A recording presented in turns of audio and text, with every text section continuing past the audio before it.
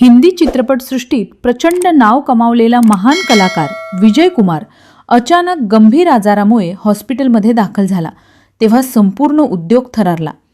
50हून अधिक सुपरहिट चित्रपट, लाखो चाहत्यांचे प्रेम आणि दशकानुदशके मेहनतीने उभारलेले करिअर असलेला विजय कुमार आज ICUमध्ये शांतपणे झुंज देत होता. बाहेर चाहत्यांची गर्दी, मीडिया कॅमेऱ्यांचे वारंवार चमकणारे फ्लॅश आणि हॉस्पिटलच्या कॉरिडॉरमध्ये धावत जाणारे डॉक्टर्स, सगळं वातावरण काहीतरी अनिश्चिततेने भरलेलं होतं. पण या सर्व गोंधळाच्या मध्यभागी विजय अत्यंत शांत होता. जणू त्याच्या मनात स्वतःचं आयुष्य पुन्हा एकदा चालू झालं होतं. त्याला त्याचा पहिला फिल्म सेट आठवला, छोटंसं रोल मिळाल्याचा आनंद आठवला आणि प्रकाश झोताखाली उभं राहिलेलं ते तरुण वयाचं स्वप्नाळू रूप आठवलं. त्याच्या डोळ्यासमोर त्याची प्रत्येक संघर्षमय सकाळ आणि प्रत्येक यशस्वी संध्या जणू चलचित्रपटासारखी फिरू लागली. विजयची पत्नी मीरा हॉस्पिटलच्या बेडजवळ बसली होती. हातात त्याचा हात धरून ती शांतपणे त्याच्याशी बोलत होती. जरी तो पूर्णपणे शुद्धीमध्ये नव्हता. तू इतके वर्ष जगाला दिलंस, आता थोडं स्वतःसाठीही लढ, ती वारंवार म्हणत होती. विजयचे डोळे बंद असले तरी तिला वाटत होतं की त्याला हे शब्द ऐकू जात आहेत. बाहेर विजयचा मुलगा आरव पत्रकारांच्या प्रश्नांना अत्यंत संयमाने उत्तर देत होता. डॉक्टर्स प्रयत्न करत आहेत पापा, मजबूत आहेत, ते परत येतील. त्याच्या आवाजात आत्मविश्वास होता, पण मनात नक्कीच चिंता सलत होती. चित्रपटसृष्टीतील प्रत्येक मोठ्या कलाकाराने हॉस्पिटलला भेट दिली. कुणी त्याच्या जुन्या किस्स्यांबद्दल बोलत होता, कुणी त्याच्या ऊर्जा, शिस्त आणि मेहनतीची आठवण काढत होता. एका दिग्दर्शकाने म्हणलं, विजय कुमारसारखा कलाकार पुन्हा जन्माला येणं कठीण आहे. प्रत्येक सीनमध्ये तो जी प्रामाणिकता आणायचा ते आजच्या कलाकारांना शिकण्यासारखं आहे. आणखी एक म्हणाला, तो फक्त स्टार नव्हता, तो आपल्या चाहत्यांच्या जीवनात आशेचा किरण होता. दरम्यान ICUच्या आत विजयच्या मनात त्याच्या आयुष्यातील सर्वात महत्त्वाच्या क्षणांची मालिका चालू होती. त्याला त्याच्या वडिलांचे शब्द आठवत होते, यश मिळवायचं असेल तर जगापेक्षा स्वतःवर जास्त विश्वास ठेव.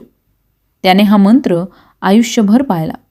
त्याने पहिले ऑडिशन दिलं तेव्हा 20 वेळा रिजेक्ट झालेला विजय पाठीवर बसून स्वतःला म्हणायचा, एक दिवस मी चमकणारच. आणि तो चमकलाही. त्याचे ॲक्शन चित्रपट, त्याच्या डोळ्यांतून बोलणारी त्याची भावनात्मक अभिनयशैली आणि त्याचं जमिनीवरचं व्यक्तिमत्व, सगळ्यांनी त्याला सर्वांच्या मनात स्थान दिलं. डॉक्टर्स सतत तपासणी करत होते. कधी त्याच्या शरीरात थोडी ताकद दिसे तर कधी पुन्हा कमजोरी. पण विजयचा आत्मा अजून तग होता. त्याला त्याच्या प्रेक्षकांचे चेहरे आठवत होते.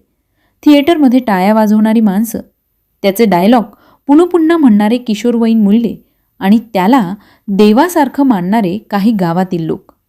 त्याला जाणवत होतं की त्याचे आयुष्य फक्त त्याचे एकट्याचे नाही, हजारो लोकांच्या भावना त्याच्याशी जोडलेल्या आहेत. रात्री उशिरा डॉक्टरांनी सांगितलं की पुढील काही तास अतिशय महत्त्वाचे आहेत. बाहेर वातावरण गोठल्यासारखे स्थिर झाले. मीराने शांतपणे विजयच्या केसांवर हात फिरवला आणि म्हणाली, तू अजून खूप काही करायचं बाकी आहे.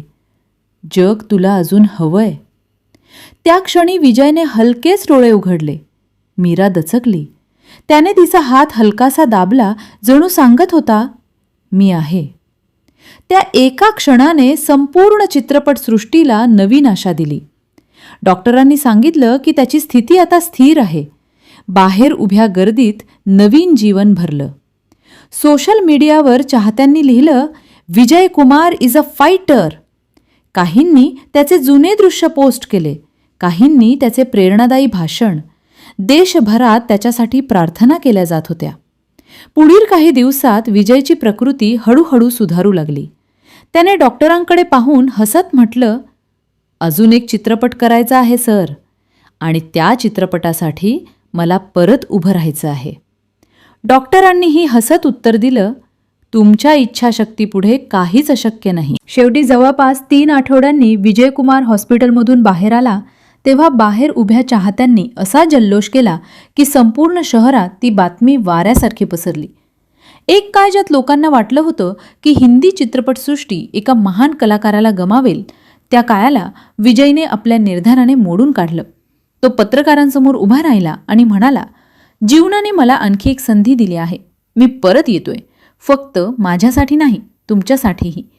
या एकाच वाक्याने लाखो लोकांच्या डोळ्यात पाणी आलं. विजयच्या पुनरागमनाने हिंदी चित्रपटसृष्टीला नवा श्वास मिळाला. त्याच्या पुनरागमनाचा पहिला पोस्टर रिलीज झाला तेव्हा सगळ्यांनी एकच गोष्ट लिहिली, द लेजंड नेव्हर एंड्स. आणि खरोखरच विजय कुमारचा प्रवास संपण्याचा नव्हता, तो आता नव्या उमेदीने सुरू होत होता. जर तुम्हाला असेच नवनवीन व्हिडिओ हवे असतील तर गुन्हेगारी गोष्टी मराठी या चॅनलला लाईक, शेअर आणि सबस्क्राईब करायला विसरू नका. धन्यवाद.